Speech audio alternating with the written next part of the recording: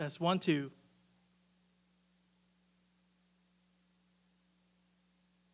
Test, test, test.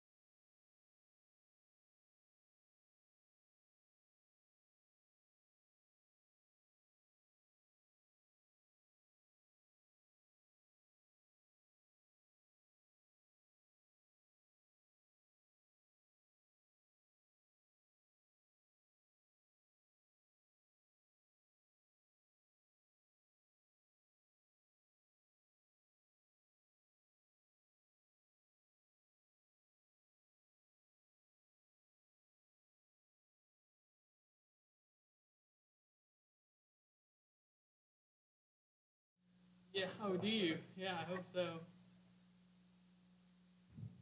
Okay, are we on? Okay, I can't tell for myself. Okay, the time is now 5 o'clock, and I call this meeting of the Granbury Independent School District to order. Let the record show that a quorum of board members is present, and this meeting has been duly called, and that notice of this meeting has been posted in accordance with the Texas Open Meetings Act, Texas Government Code, Chapter 551.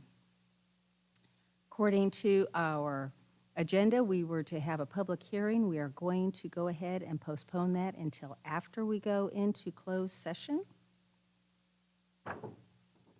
And we are now going to adjourn into our executive session pursuant to the following sections. 551.072, discussion of purchase, exchange, lease, or value of real property. 551.074, discussion of officers, employees, and personal matters. The time now is 5:01.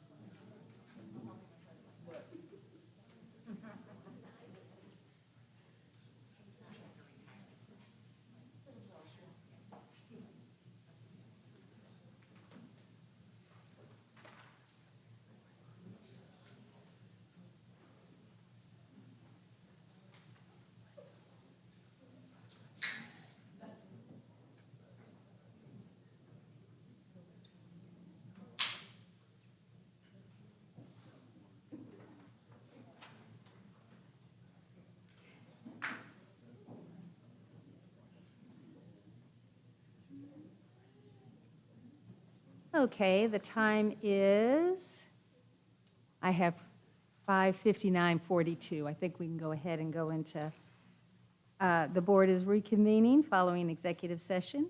We will have, let's see, we are now going to reconvene into open session, beginning with an invocation led by Dr. A.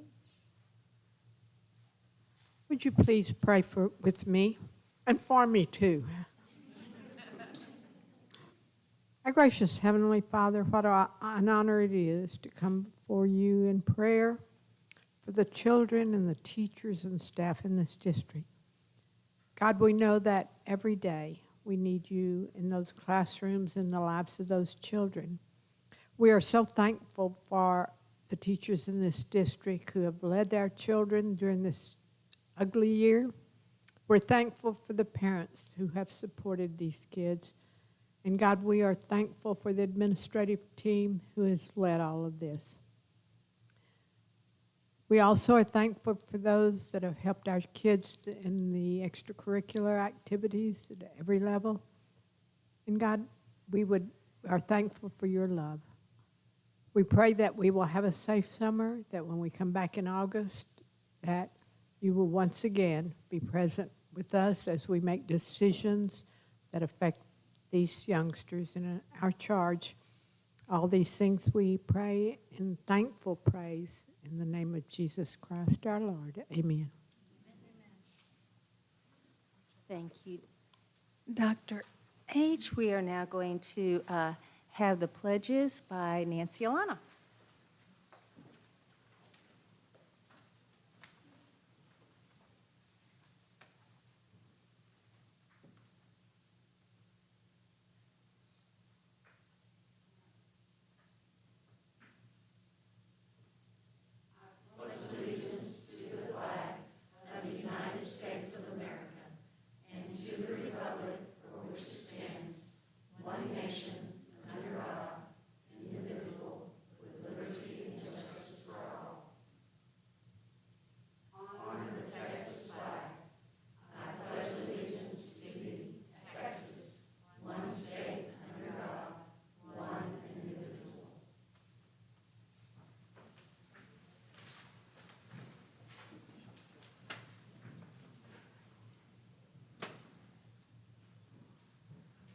So I want to thank all of y'all for being here today. And do we have any public comments scheduled?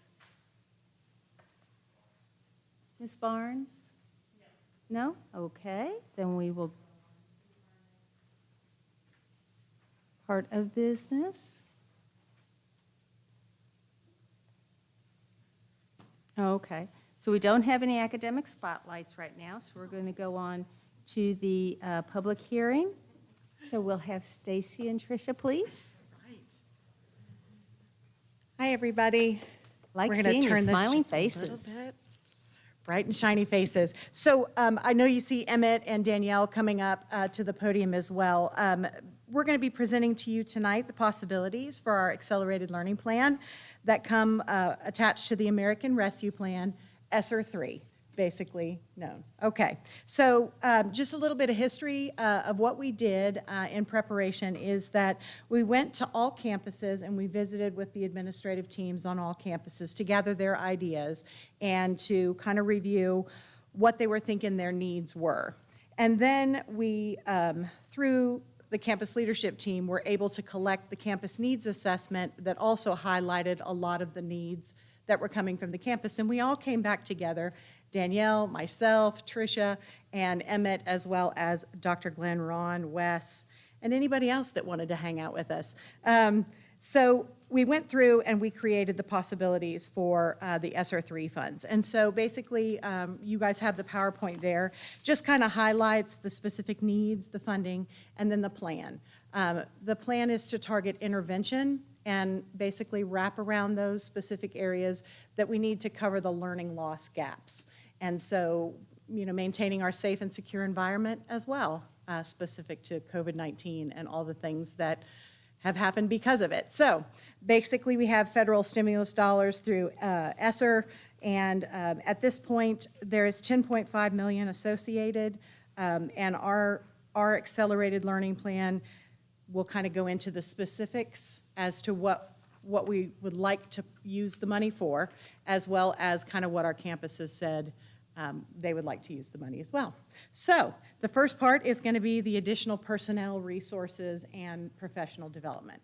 And so specifically targeting personnel, you guys have a list on the PowerPoint that we have specific targeted jobs that will specifically allow us to small group and intervene with our students that are struggling with their learning loss. And so that requires some additional staff, some additional tracking, some additional information. And so you have a list of the specific personnel that we are looking at for multiple campuses as well as some of our specific campuses. Then the second part of that, the next slide, talks a little bit about the curriculum resources that we're planning to use.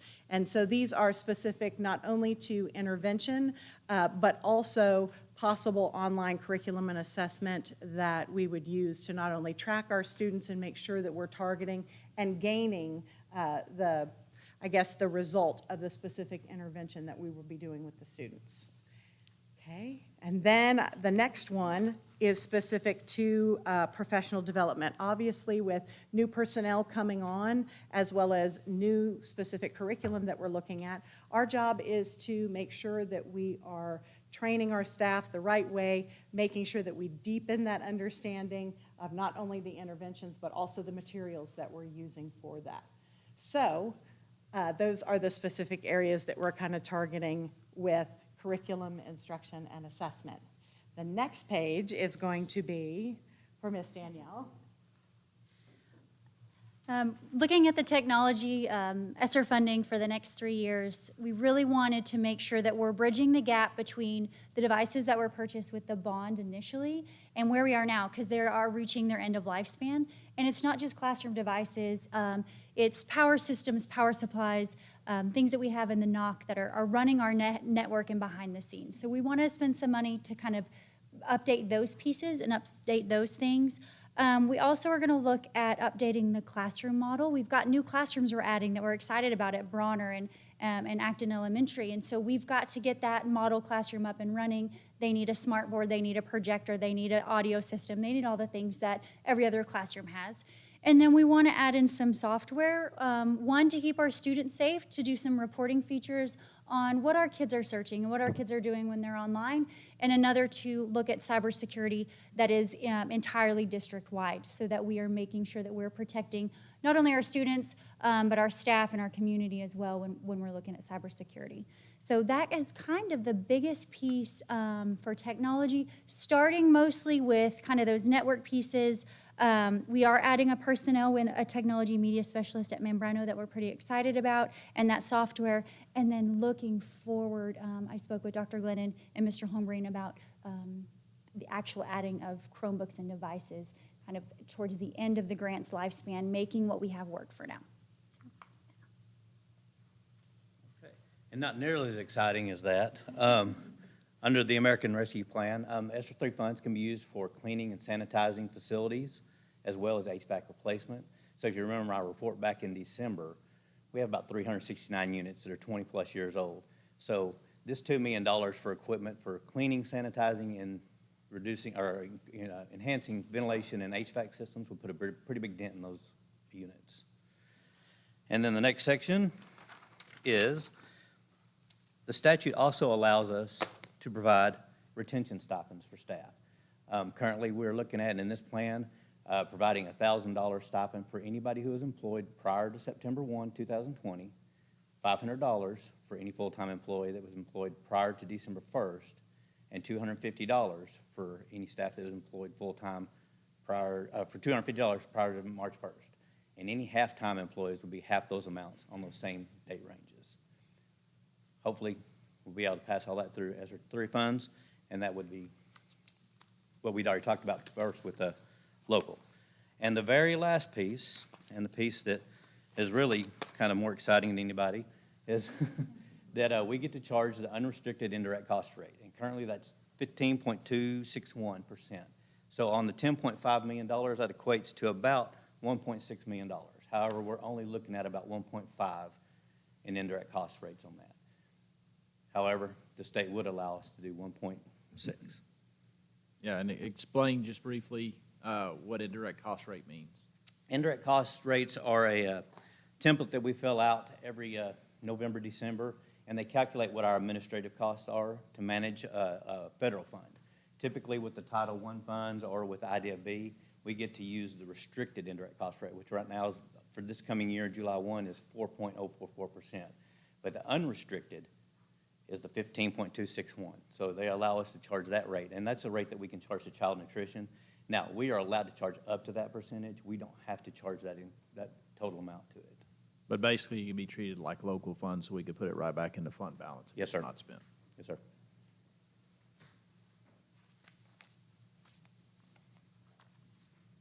Stacy, I just have one question, or two questions for you. Regarding the MTSS, the multi-tiered system of support, do you have Yes. I'm a visual. Yes, Do ma'am. you have a visual chart for that, of what that would look like? Sure, we do. However, we are right now going through some extensive training with Region 13, and so we are considering the revamping of the system in order for it to be working for us. And so as soon as we finish up the training and set that system and put that system in place, I'll be glad to let Dr. Glenn know that we're ready, that this is what visual, what graphic we'd like to use. Okay, and then one other question. On the expanded professional development opportunities, how are you going to do that? Is that going to be with what they already are receiving in addition to some special seminars, workshops? How are you going to do that? Sure. So we're planning on doing a variety of different offerings, I guess you could say, based upon not only the training of the MTSS system, the actual structure that we designed for the district, but really and truly, it's more of after-school trainings. We may be updating, hey, if you have some knowledge for do the math, or if you have beginning knowledge for do the math, come and visit with us. We're going to be there for an hour after school. We're going to walk you through again. We're going to, how do you use the data? How do you use the information? As well as training on, this is the intervention program that we're going to be doing. Great, thank you so Yes, much. You bet. Yeah, and let me just, first of all, I want to thank Tricia and Stacy, Emmett, Danielle. They put a lot of work into this. This is the 100,000-foot view of how we're going to be spending the ESSER 3 funds. And then we're still kind of waiting for more information on ESSER 2 funding. It looks like that may end up being supplanted by the state. But we need to come up with a plan. The state has asked us to draft a plan of how it's going to be spent, and we are charged with presenting to the board how we're going to spend the money. And so none of this is written in stone. Things will likely change. In fact, I know Tricia was working hard on the grant last week, and you can expect us to amend it several times between now and 2024 when that money goes through. As it relates to the personnel costs, we've had conversations about we know that we're bringing on a lot of personnel this year, and that's intentional because we want to close achievement gaps. But also, we're looking at the personnel that we believe is critical beyond 2024 and how we're going to be able to fund those programs. And so, while we're front-loading it heavy, we're also looking at ways that we can use title funding and state comp ed to essentially absorb the ESSER funds over a 2 and 3 year period, so that by the time we run out ESSER funding in 2024, those positions are paid for through title monies and state comp ed. So that's ultimately the goal. These positions that we're adding, we just want to ensure that we're able to keep them for the long term. And then if we can't do that, please know that any position that we add as it relates to an ESSER funded position, we'll have a contract addendum on it for a year.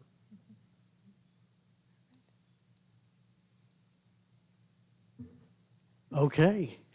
All right. Well, thank you, guys. Thank you for your hard work and the presentation. And I'd just like to thank the board and Ms. Townsend for indulging me and allowing me to be late today. Everything But, was great except for Emmett, just saying. There we go. There we go. Thank you very much.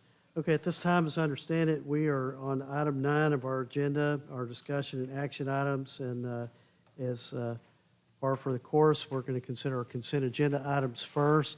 At this time, does any of the board have any comment or desire to pull any of the consent items?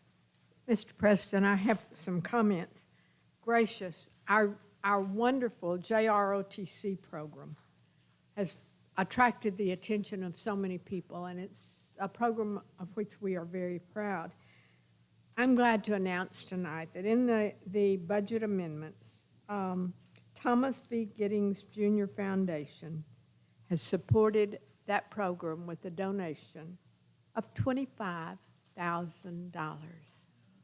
In addition to that, George E. Herr has donated $500 for the JROTC.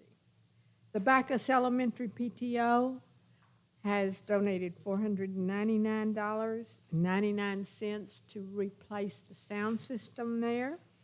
The Optimist Club donated $550 for the Stowaways, our award-winning dance team at the high school, for their camp.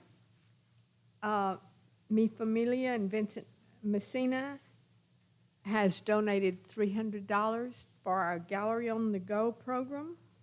The Rotary Club donated $300 for the Gallery on the Go club or event. And Katie Cohen and the Granbury Floral donated to Granbury Floral Club $200 for wedding flowers.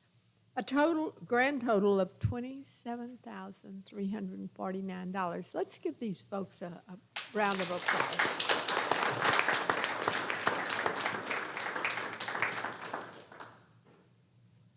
Thank you, Dr. Harrington. Does anyone else have any question or comment on the consent items? Am I correct that we're moving spring break to coordinate with Tarleton? Is that what's happened? Actually, we're moving it, Tarleton has theirs incredibly early. We're moving it to coordinate with UT, A&M, and Texas Tech. Okay, thank you.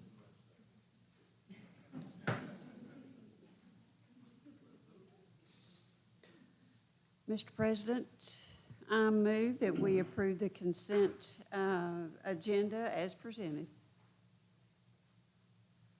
I second that. Thank you for the motion, Ms. Lana, and a second from Dr. Harrington. We have 6 items. The motion's to approve as presented. All those in favor, raise your hand. And that motion carries. Item 9B is consider retention pay for the 2021 school year following the ESSER timeline and revision to the 2020-2021 compensation plan. Thank you, Mr. President. Board, you have in front of you an action item that is the consider the retention stipend for the 2021 school year within the ESSER 3 timeline and the revision of the 2021 compensation plan.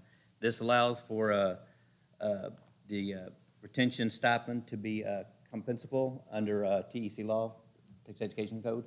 The cost of this stipend will be about $973,423, and it is administration's recommendation that the board approve the retention stipend and revise the 2021 compensation plan. And I'll just touch on that. I know there were also discussions about possibly coming back and doing something later around November in addition to this.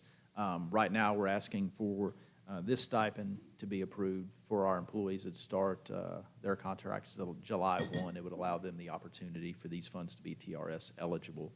No, sir, they will not be TRS eligible, but they will be compensable under Texas Education Code, since the retention stipend is not TRS eligible. So even if we were to do the November one, that wouldn't be eligible either? No, sir. Okay. But I think a couple of points need to be made here. Number one, we did not give our staff raises last year This is true, sir. for a number of reasons, and that's always painful, especially when we gave them a raise, I think, several years in a row prior to that. The second is it was also during a year when we had the pandemic and the shutdown, and we had all kinds of protocols we had to put into place and basically a bunch of more hoops for our staffs to jump through. So I think using these funds for this purpose is more than warranted. It's one time, it's not going to be an accrual we're going to have to deal with year after year.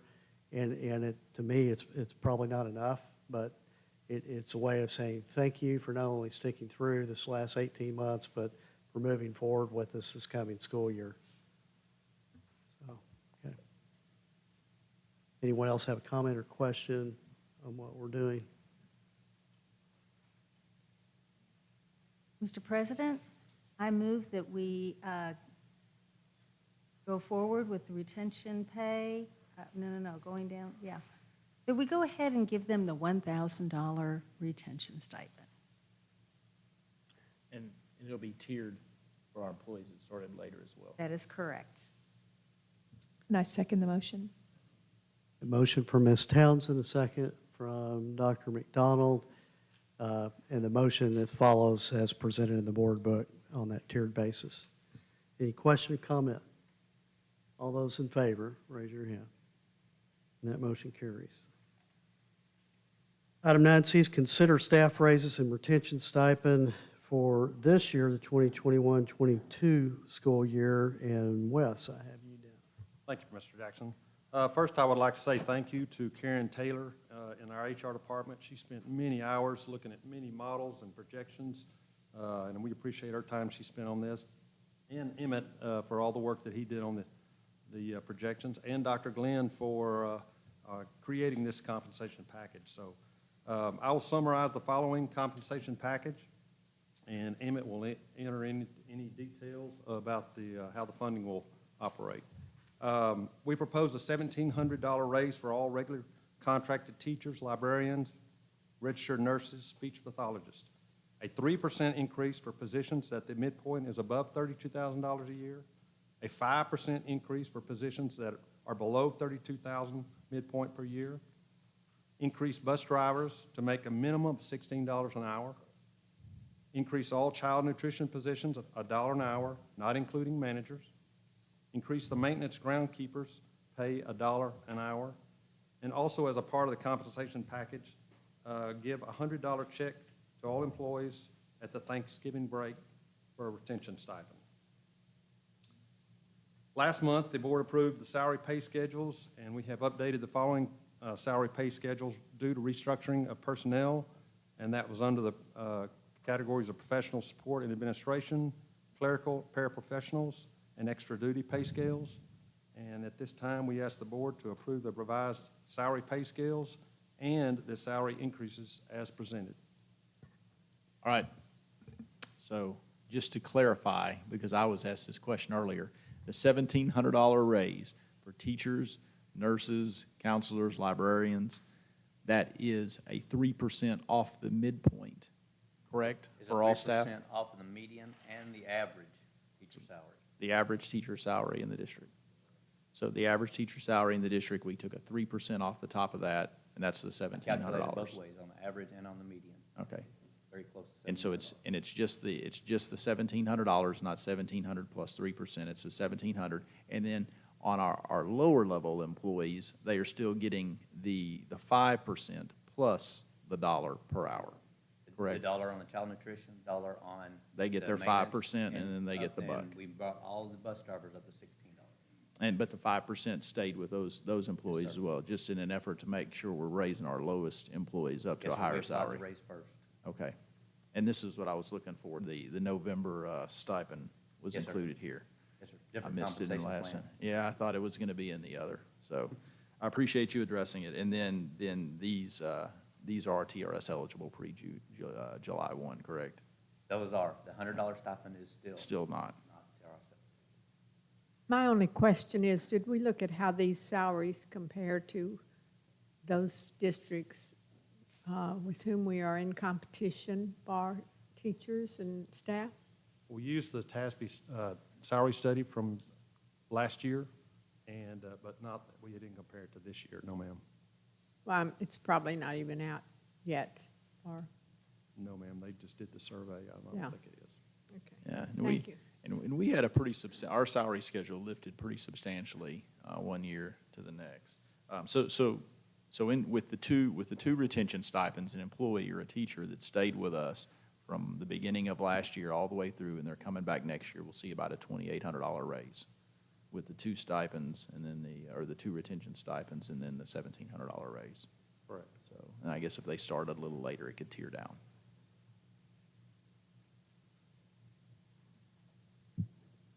Wes or Dr. Glenn, we had a pretty thoughtful presentation or speaker represent the bus drivers last month. At 16 an hour, where does that put us with our peers in the area? Yeah, and Wes can answer this. I believe it puts us ahead of everybody but Weatherford. And Weatherford. maybe was it Burleson that was about Correct. I think there were 2 that might have 1625? been a little bit higher, but we were above or right there with everybody else. Weatherford was significantly higher than everybody else.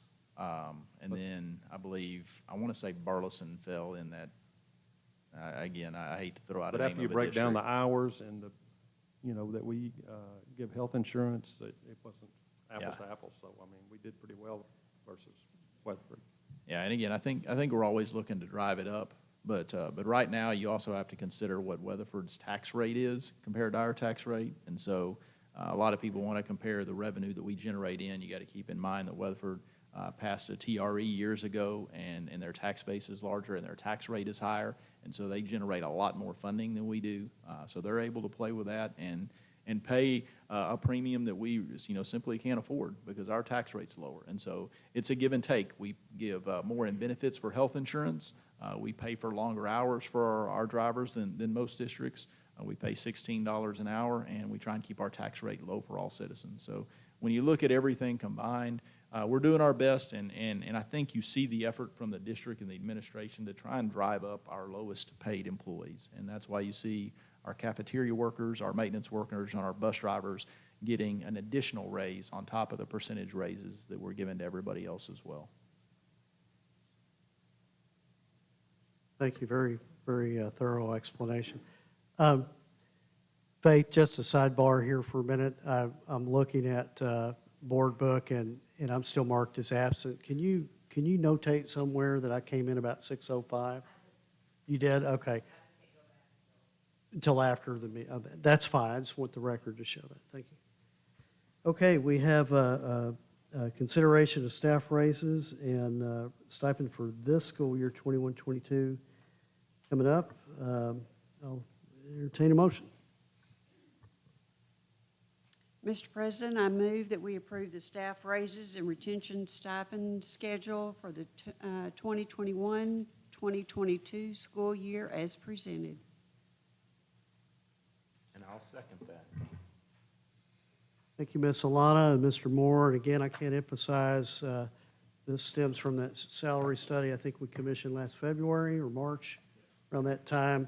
And again, we did not act on it last year. We did not give raises last year, so we're trying to catch up. So well-deserved across the board. We have that motion made. All those in favor, raise your hand. And that motion carries. Congratulations to the staff. All right, item 9D is consider approval of purchase of 2 6 to 9 passenger vehicle SUVs under a bid number 2021-08. Emmett? Thank you, Mr. President.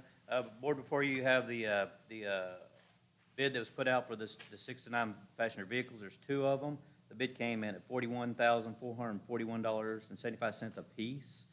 The low bid was Mike Brown Ford, a local vendor, and it is administration's recommendation that you approve the purchase of the 2 SUV vehicles from Mike Brown Ford for a total price of $82,883.50. Pretty straightforward. Is this part of our renewal of our white fleet, or are these additions? This is a part of our retention schedule. These Suburbans, or these vehicles from Mike Brown Ford will go in place of a couple of the older Suburbans that will be moved down into, not technology, but into departments that use some really old Astro vans currently. And those will be put on auction and taken out of GISD inventory. They're going to be they are SUVs, and I want to say these are going to be the Explorers, not the Excursions. Expeditions. Expeditions. Expeditions. They're yes, sir. expeditions. Explorer. Expedition, yes, sir.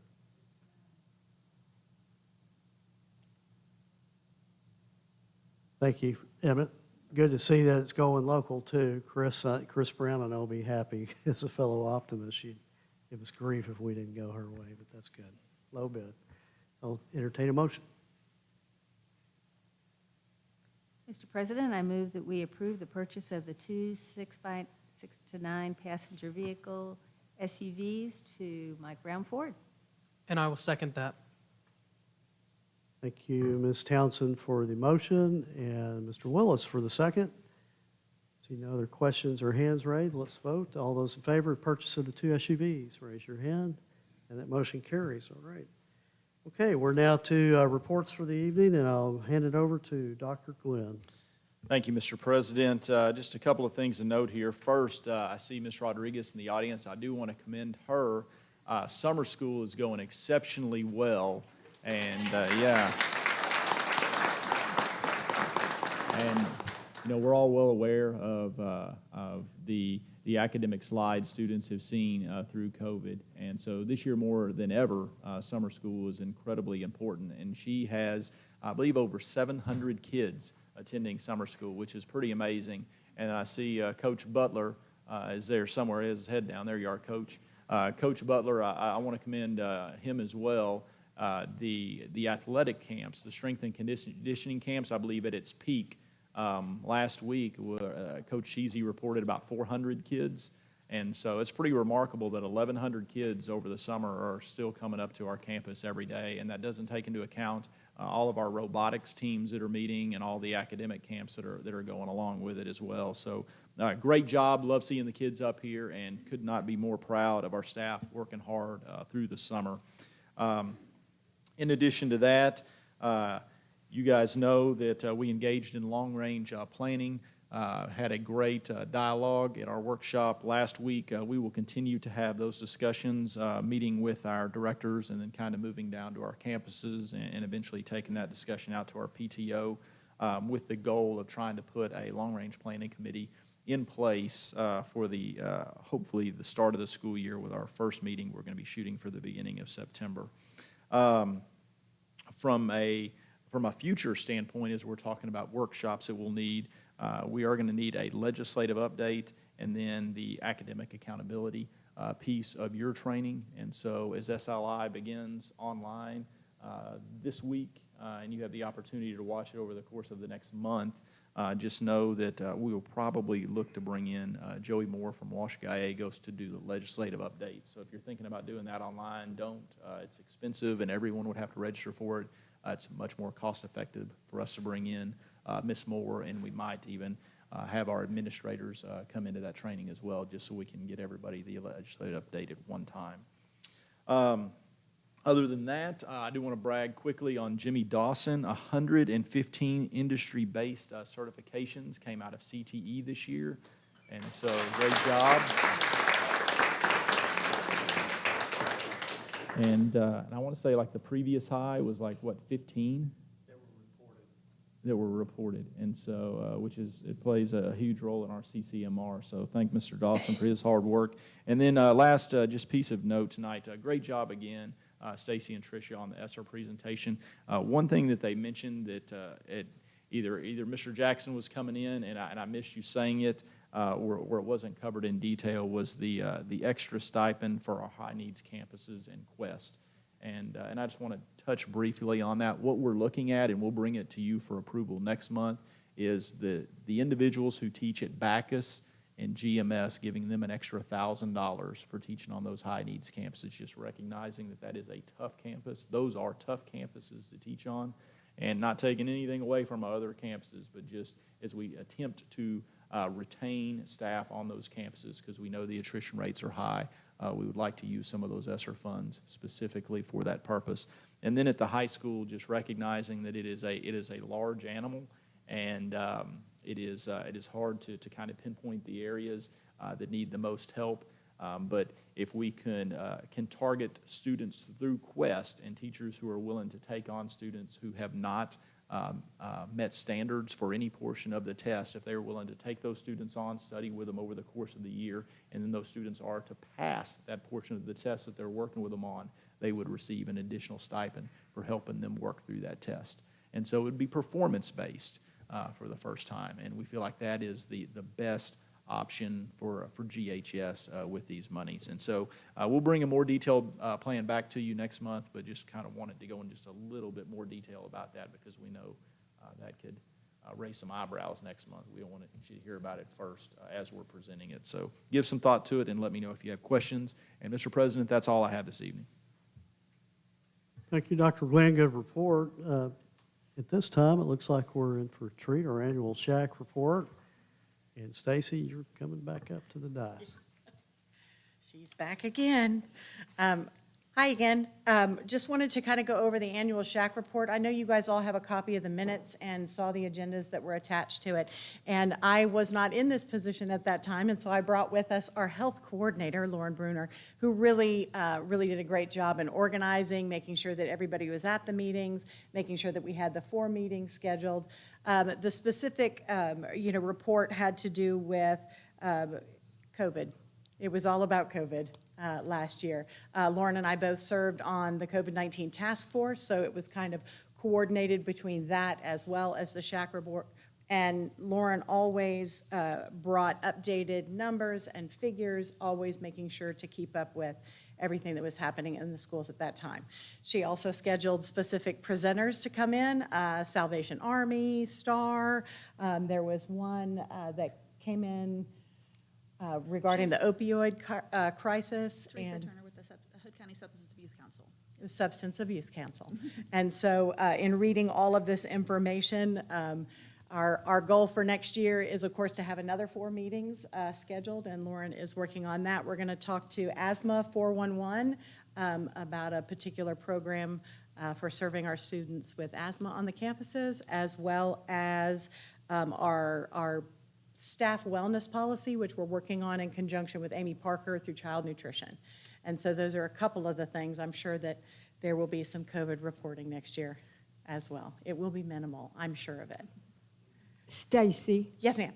since we're now broadcasting our board meetings, and we have a lot of folks out there that are not familiar with what the SHAC is, so we're very accustomed to using that term and that shortcut. Sure. But would you just define what the SHAC really is for those people who are observing this online? Sure, absolutely. So SHAC, and it used to be called CSHAC, which was Community School Health Advisory Committee. And basically, it's a committee of community members, parents, teachers, doctors, school administrators, and they come together surrounding specific issues that are of concern for the school district and the community.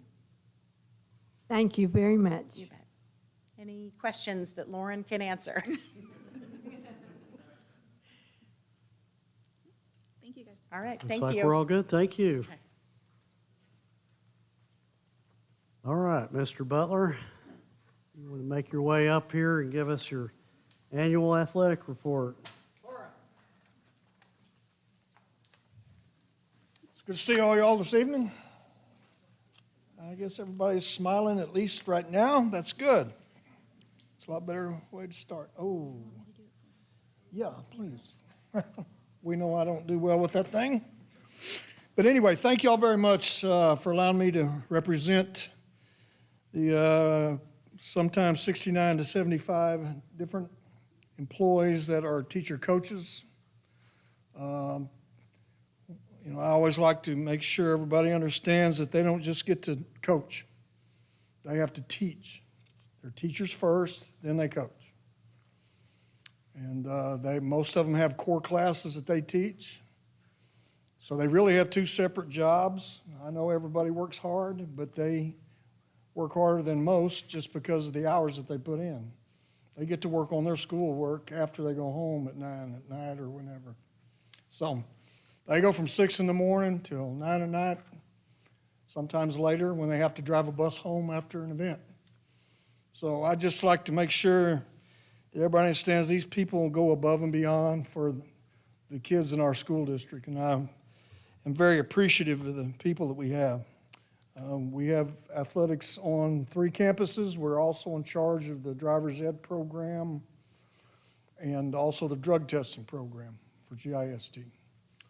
I know there's some people that didn't know that we had driver's ed, but we do. So I'm going to make sure I bring that up this evening also. It's a program, it's in person or virtual. We have both. We have not done any in person since the pandemic. We're going to start again in the fall, we hope. We just found out our instructor's leaving, so we're hoping to find another one. But those classes go from 4:30 to 6:30 every day, Monday through Friday. And then when they finish a 32-hour program, then they drive with our instructor also. The school district does own a car, and we bought it 5, 6, 7 years ago, and it's been a nice car. It's been through a lot.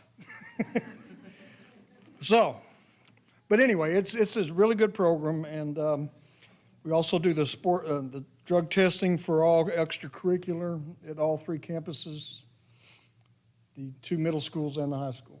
So just wanted to bring that up also.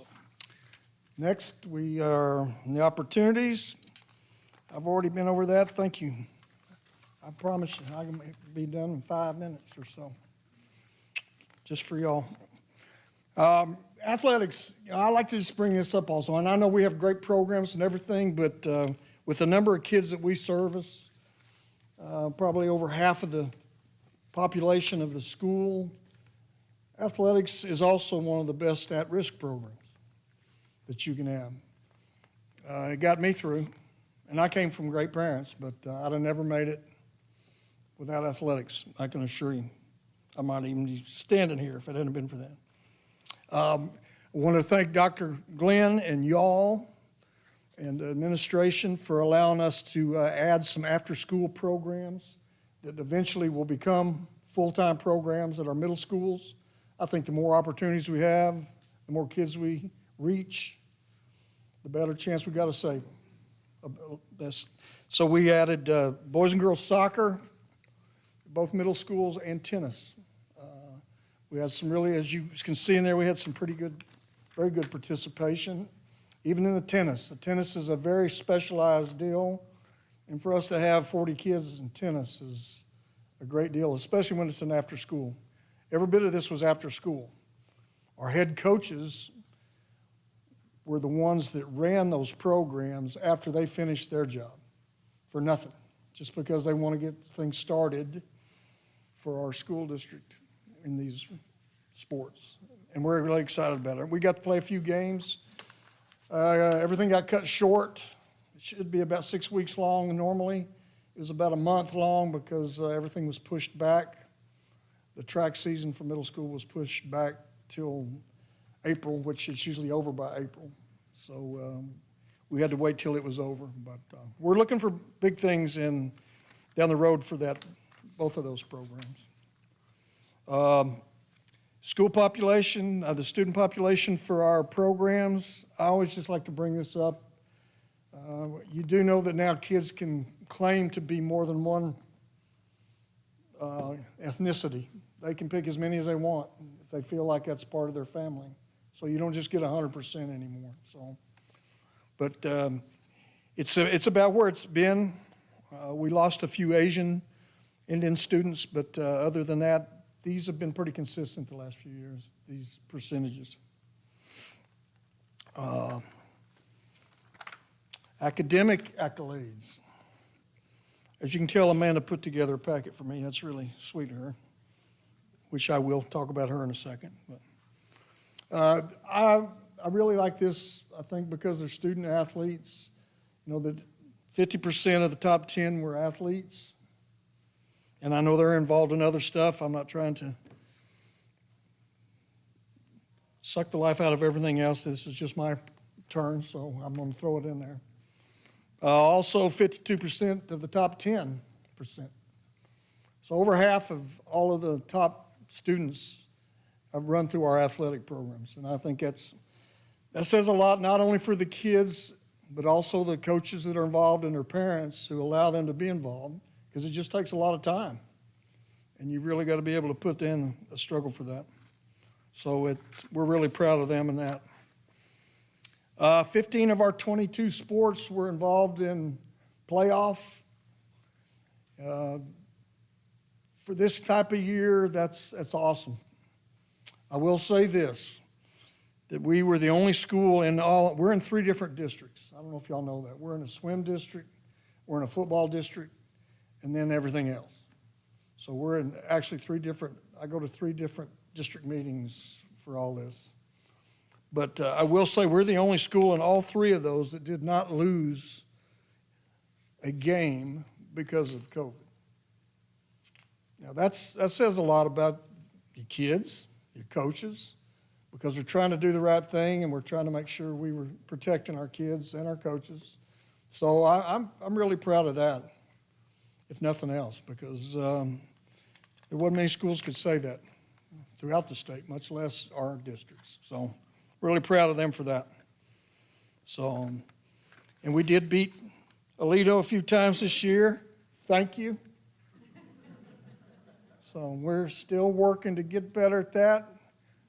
We're going to beat those dogs one of these days and a bunch of stuff. But we're really proud of all our kids on that also. Again, I went through that on the early on the driver's ed, and what those are, so we can move on past that. Our summer programs have grown tremendously in the last few years. And that's just a testament to all of our coaches, administration for allowing us to do it. I think what Dr. Glenn has done and well, Dobie, but now Emmett, is allowing us to just charge these kids $20 to come to that. You know, we used to have to charge $180, $190 because we had to pay for the workers. But with what we've been able to do through Dr. Glenn's instruction, it's been awesome. Everything we've got has just grown immensely. Now, 400 kids is a lot in a setting of a 2-hour program. I mean, and it's male and female. It's not just guys. We have a lot of females in there also. So it's really been a blessing to do that. And our sport-specific camps. I mean, our coaches and kids work basically 11 months a year. They do now. They work all summer. We give them a week off before we start. We give them a week off when everything's closed in July. And at the end of July, most of them are done. Then we start sport-specific camp with volleyball the last week of July. And then the 1st of August, we go to 2 days with everything. So they're right back at it. So they really work year-round and for the good of our kids. That's what we're here for.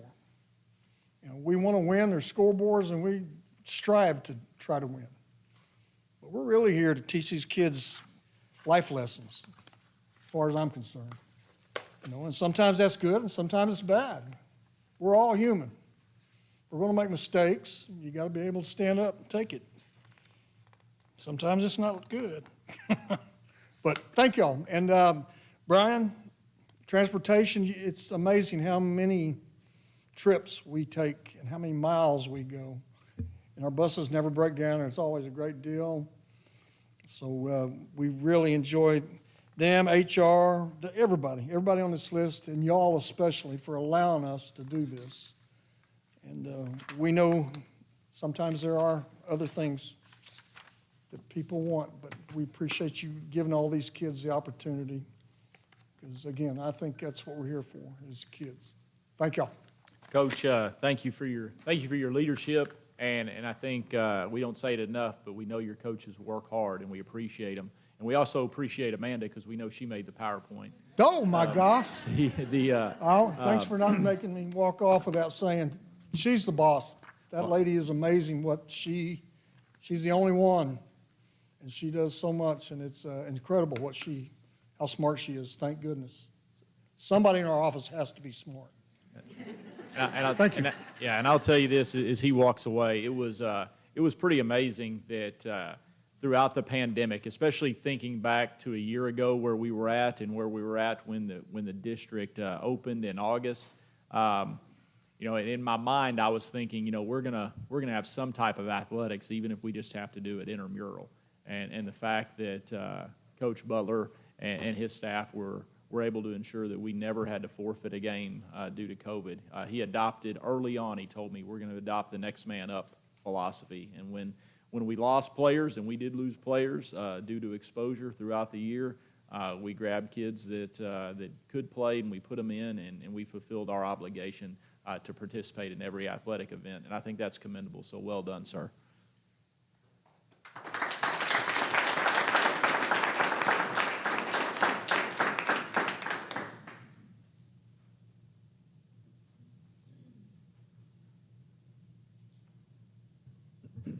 All right, thanks, Dwight. Okay, as we customarily do, we save our financial reports for the last part of the meeting. And Emmett, no pressure here, but this is your chance to outshine your predecessor, Adobe. Put a little pizzazz into this report. Make it exciting. Thank you, So, Mr. President. It's take it hard- away. It's pretty hard to make these kind of numbers exciting or pizzazzable, I guess. The board, you have the financial statements in front of you. This is for the month ending May 31st. You can see that we're currently at 94.13% of our budgeted revenues, as opposed to last year at 96.78%. You can see that our expenditures at the bottom line are at 69%, as opposed to last year at 66.63%. Some notable differences in there are going to be your investment income. Most of you are in that industry, and you know what we're looking at there. It was about April of 2020, when I look back, is whenever our interest income started to tank. We dropped last year's budget from $900,000 to this year's budget of $400,000, and I'll just give you a heads up that we're going to drop that to $100,000 for this next year, because that's where our interest is at right now. So that's a notable thing on your financials. You might also look at community education. That percentage is a little higher this year. We had to reclassify a district bilingual interpreter to function 61, so that came off of another function.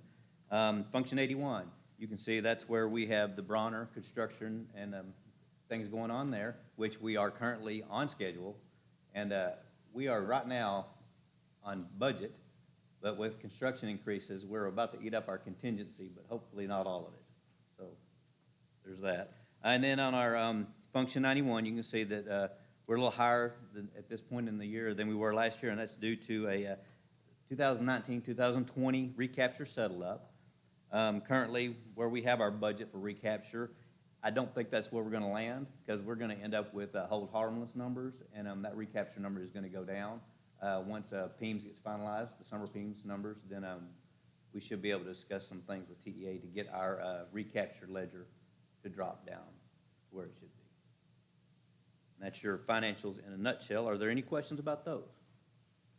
Now, I want to say I appreciate building enough contingency into that Bronner project, because we know anybody building a home right now knows that construction costs are just going through the roof. So it's good to hear that that project is going in under budget. We're just hoping we stay underneath that contingency right now. And as we prepare for our July workshop over the budget, and then later in August when the board will adopt the budget and tax rate, in between that time. Of course, we won't have it completely settled until July 25th when we get certified numbers, but we would like to meet with each one of you individually. That way we can present the budget to you on a personal level. You might ask questions in a one-on-one or a one-on-two with Dr. Glenn and I that you might not ask in open session, and it might be beneficial to you as well as us.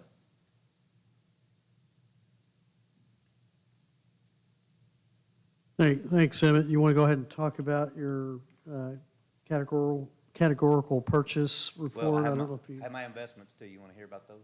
No, not really. They're not that exciting. You've already touched I on kind it, of talked yeah. about that a little bit. It's depressing to, Yes, sir, it is, finance it is. people, so. But you do have that report in front of you if there's any questions about the investment report. Okay. We do have one purchase in May to present to you as informational only. It was purchased through the buy board through purchasing, and it is for 30 tables and chairs for the Early Learning Center at Emma. It has to do with the curriculum, where they will be having meals in a group setting, and it addresses some of the curriculum that they have for that on that campus. That is all I have, sir. Thank you, Emmett. Good job. Good start. Thank you. Okay, at this time, we're going to go ahead and act on item 11A1, the staff recommendations. I know my colleagues discussed with Dr. Glenn earlier in closed session. We'll go ahead and act on that. Dr. Glenn, you want to say anything?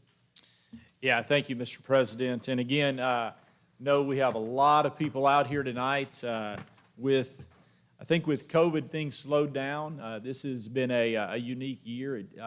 Just, as you talk to school districts across the state, there's just been a lot of movement. Last year with the pandemic, we did not see that. And as people go on to new opportunities, that is great for a district that has adopted a philosophy of trying to grow our own staff. And so I see a lot of people in this room who are going to be taking advantage of that opportunity by moving up to new positions. I'll say this because the list is long. I'm not going to go through everybody that is going to be moving to a new position, but I do want to highlight some of the administrative moves that the district is going to make tonight and that we will ask the board to approve. As you know, we have been served well by two assistant superintendents, Dobie Williams, who went to HEB, and Mr. Holmgren, who will be heading to Brock. The district wants to continue to operate under the two assistant superintendent model. However, we are going to shift that to more of an academic focus. And so the recommendation tonight will be to ask Jimmy Dawson, who serves as our director of CTE, and Tammy Clark, who currently serves as principal of GMS, to take on the roles of assistant superintendent. In addition to that, we will be eliminating the position currently held by Mr. Emmett Whitefield, Director of Accounting and Operations, and he will be sliding into the role of Chief Financial Officer for the district. So essentially, it's an even swap, but we are going to shift to two individuals that we hope are more visible on campuses, that are more plugged in and engaged, not only to academics, but also to innovation as we attempt to grow our students and our staff. And so in addition to that, we lost a principal at Oakwoods, and I see some Oakwood staff members here tonight, and not only will they be adding, not only will we be recommending Chelsea Gibson to take the role from Donnie Cody, but she has chosen her own assistant who will be moving up, and that is Lisa Oliver. I see Lisa in there. So, and at Acton Elementary, I don't think you brought near the staff with you, but at Acton Elementary, they had an opening, and Leah Dawson will be recommended to take that assistant principal opening. So congratulations. And with some movement, Heather Beaujolais taking the job at Mambrino last month. Her position was open, and Sandy Ruiz will be recommended to take the position of assistant principal at Bronner. So congratulations, Sandy. And with just a little bit of shifting at GMS and Tammy on the move here to central office, she is going to be recommending as her last recommendation at GMS that Janice Mueller, who is the current instructional specialist, move up to take the role of assistant principal at GMS. So congratulations, Janice. So I see Jennifer Ryan out there, who will be moving to central office to work as a coordinator, and a few others. But trustees, those are the big administrative moves we have for you tonight, and it is our pleasure to recommend them, and thank you to everyone who worked on the committees to make these hires possible. Dr. Glenn, with those moves, that leaves two vacancies still in administration. The principal at GMS and the CTE leader. Are we going to post those positions and open those up? Yes. Is that your intent? Both of those positions will post, and look forward to working with both Mr. Dawson and Ms. Clark on making sure we find the right applicant for both of those. And you can expect those both of those positions will have a name before you at our next meeting. Thank you, sir.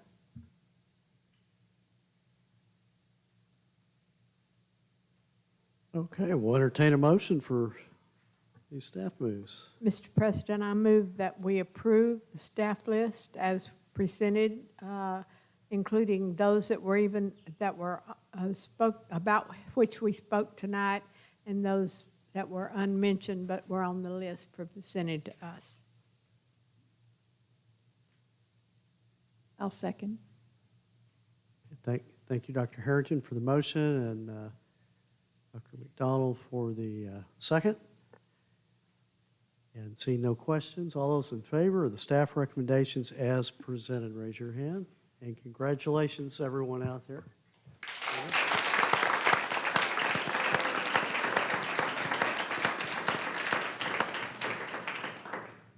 Okay, at this time, I believe the board has a little unfinished business from tonight, so we are going to reconvene into closed section under the Texas Open Meetings Act, Texas Government Code, Section 551.001, and this will be to, under subsection 551.074, to deliberate, in this case tonight, the evaluation of Dr. Glenn. So as a gift to you newly minted admin people out there and our existing staff, you probably don't want to stick around. We'll be in closed session for a little while. But you're welcome to. But you're welcome to. And we'll reconvene and take action on his contract here in a little while. Thank you, everyone, for coming.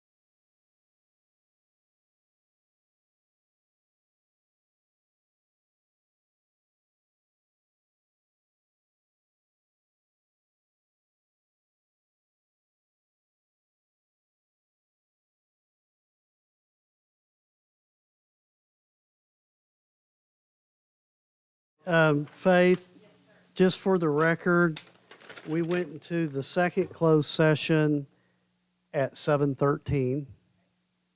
Basically, we recessed from 7 o'clock to 7:13, if you need to note that. Went into closed session at 7:13, and we closed out of session at 7:57, and now call the time 7:59. We are back into open session. Okay, does that sound right? Yeah. From the board? Okay, so we're now back in open session, and we have an actionable item, 11A2, consider action on the superintendent's evaluation and contract. I guess I'll speak to this as president of the board.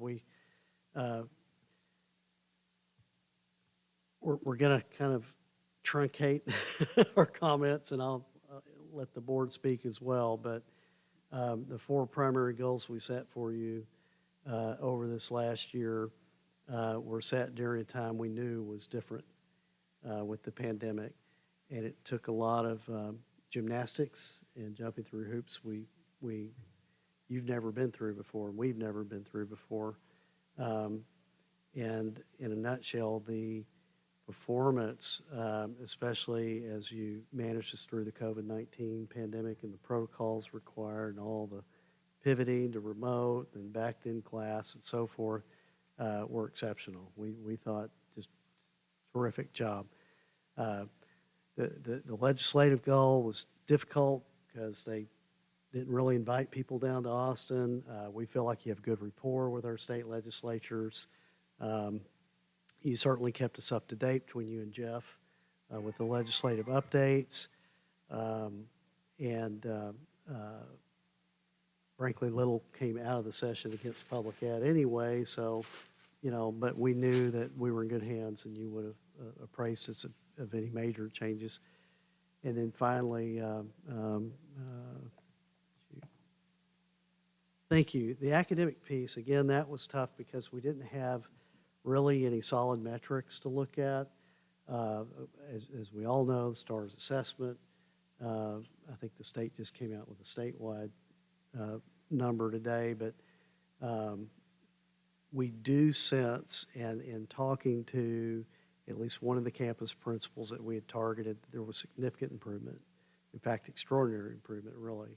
They maintained a level of math performance and actually improved, I believe, in reading. Is that correct for the record? Okay, thank you. So generally, again, we think you did everything you possibly could do, adjusting the calendar to accommodate not just kind of the teaching regimen, but to help uplift staff morale, to accommodate parents, the community, and then back to COVID-19, just the myriad of things. We couldn't list everything out, all the actions you took there in partnering with the county, early on getting the PPE together, working with all the different authorities. And so we will go into much more detail probably over a cup of coffee on all this stuff, but publicly, hopefully we're recording or this will get out that the board is very, very pleased. And with that, I'll hush. Does anyone on the board want to add anything? Did I miss anything? I do not know how our community would have gotten through COVID without you.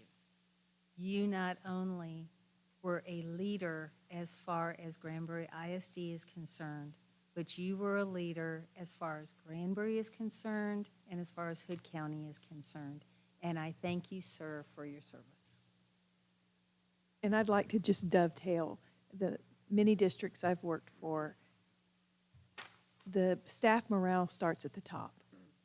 And you demonstrated that through such a hard time that you kept the troops rallied. And that I just commend you for.